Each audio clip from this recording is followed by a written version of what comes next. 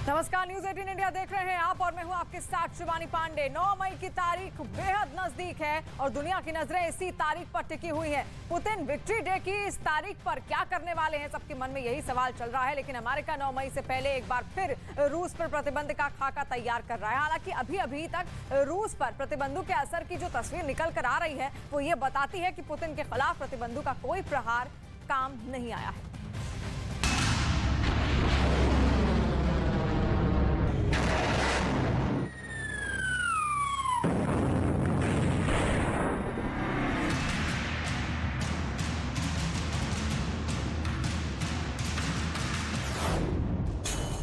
क्या 9 मई को कुछ बड़ा होने वाला है?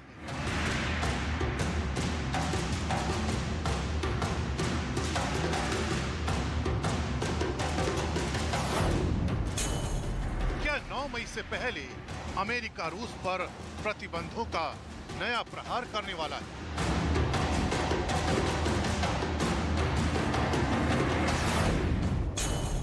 क्या 9 मई से पहले लिखी जाएगी रूस की बर्बादी की स्क्रिप्ट?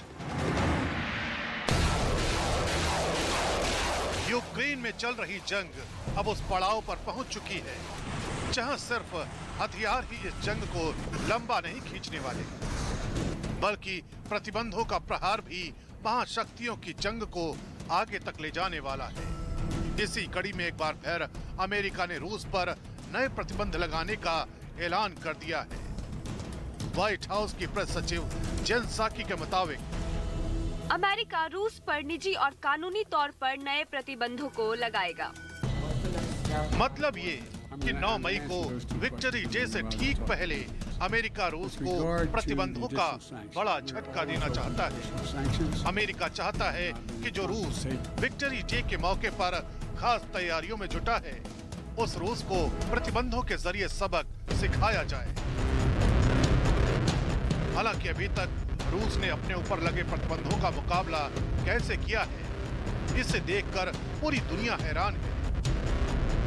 दावा किया जा रहा है कि रूस की करेंसी रूबल ने डॉलर के मुकाबले मजबूती का पिछले 2 साल का रिकॉर्ड तोड़ दिया है।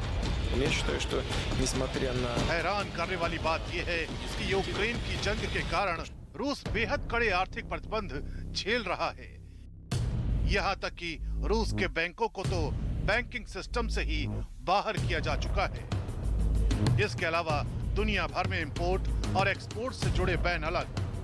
लेकिन पुतिन के अर्थशास्त्र के सामने दुनिया के सभी महाशक्तियों का गणित धराशायी हो चुका है। 2 महीने में पुतिन अपने देश की अर्थव्यवस्था को पटरी पर ला चुके हैं। अमेरिका ने रूस की 20 लाख करोड़ रुपए से ज्यादा की संपत्तियों को फ्रीज किया हुआ है। लेकिन रूस फिर भी बेफिक्र है। रूस की गैस के ग्राहक नए सप्लायर खोजने में लगे हैं, लेकिन रूस को इस बात से जरा भी फर्क नहीं पड़ा है।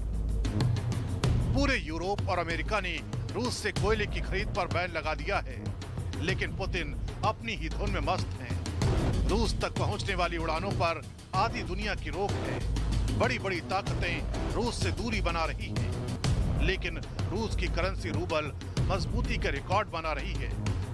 और खबर है कि कुछ घंटे पहले कारोबार के दौरान रूबल उस स्तर पर पहुंच गया जहां कोरोना संकट से पहले हुआ करता था। कारोबार के दौरान $1 की कीमत 64 रूबल तक पहुंच गई। पिछले 2 महीने में दुनिया की कोई भी करेंसी इतनी मजबूत नहीं हुई जितनी मजबूत रूस की करेंसी रूबल हुई है। 7 मार्च को $1 137 रूबल खर्च करने पर मिल रहा था। ये 7 मार्च का आंकड़ा है, मतलब ठीक 2 महीने पहले का।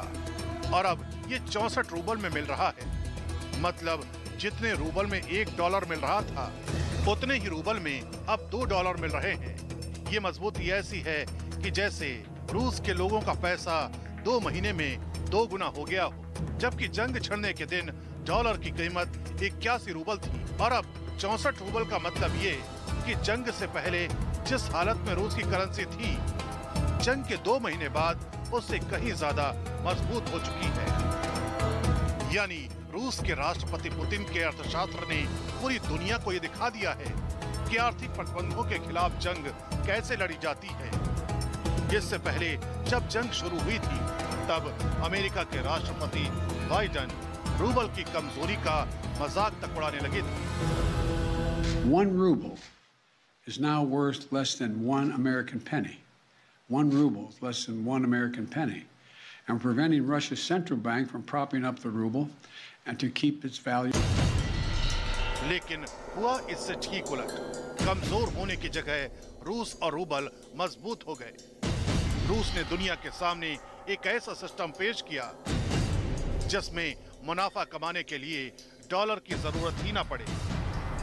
उल्टा रूस पर प्रतिबंध लगाने की कीमत अमेरिका भुगत रहा है। यही वजह है कि अमेरिका की झल्लाहट भी रूस के खिलाफ खुलकर सामने आने लगी है और व्हाइट हाउस नए सिरे से रूस पर प्रतिबंध लगाने की तैयारियों में जुट गया है।